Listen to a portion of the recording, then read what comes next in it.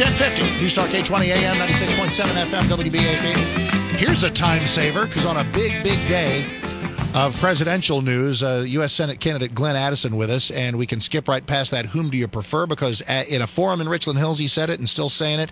Glenn will support whoever the nominee is and is going to let that process play out. Let's talk about his race. So let's do. Hey, Glenn, welcome. How are you? Good morning. I'm well, thank you.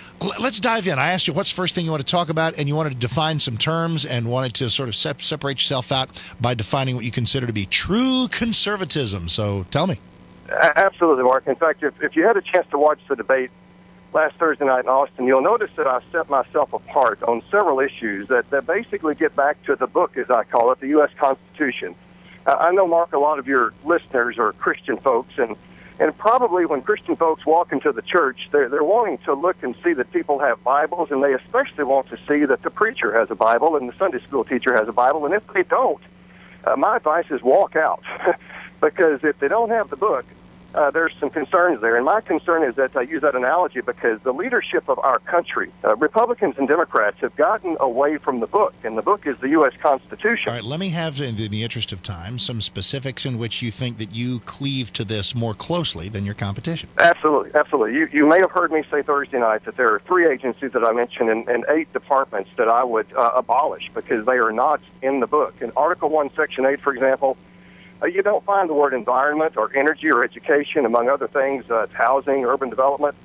Those are issues that belong to the states. And so I clearly set myself apart by, acknowledging that I'm all about clean air and clean water, but we do not need the Environmental Protection Agency to accomplish those things. The people of Texas have some smart folks that can make sure that happens, as do the other 49 states. Gotcha. And so I would abolish that job-killing entity. I believe it's the biggest job-killing entity on the face of the earth. Give me one more. When our federal government, among other things, is more concerned about lizards and salamanders than the livelihood of American workers, we've got a problem. Give me one more thing you'd get rid of, and then we'll go somewhere else. Okay. Well, let's talk about the United Nations. My firm position on that is the UN needs to get out of the U.S., and the U.S. needs to get out of the UN. But on both of those issues, with the EPA and the UN, the current top-tier candidates, all want to either, they use the word reform. They don't want to abolish. They don't want it to get out of the entangling alliances. And that's worrisome because those are very moderate positions. I know you wanted to stay out of the presidential thing for most part, but is it okay that you're coming across with a big Ron Paul flavor there? Is that something you're seeking? Yeah, I will say this. Dr. Paul has had more courage than anybody on that stage talking about what he would cut. I have great admiration for a true fiscal conservative that's willing to take criticism for proposing some very, very tough cuts. And, of course, the analogy that I use, being in the funeral business, Mark, is that it's going to be painful to turn this country around. I talk about hitting the wall. We're going to hit the wall no matter what we do. Do you share? I would rather hit the wall immediately at 20 miles an hour. I hear you there. I'm with you on that. Just real quick, and I'll move on to other things. Do you share his view that the war has been a fool's errand, and that the sort of the foreign policy? Do I share his views on what? I couldn't hear you, Mark. I'm sorry. Do you share the Dr. Paul view that the war has been a fool's errand and that we have been wrong? I share only certain parts of his foreign policy. I certainly share his views that we have no constitutional right to occupy entire countries.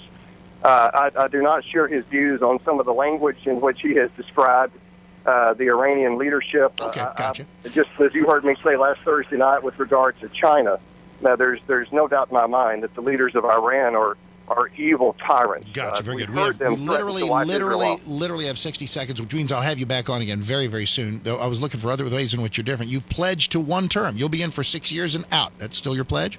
That's exactly right. We've got to get beyond these career politicians and establishment insiders, Mark, that how's that working out for us is my question. The Founding Fathers went and served.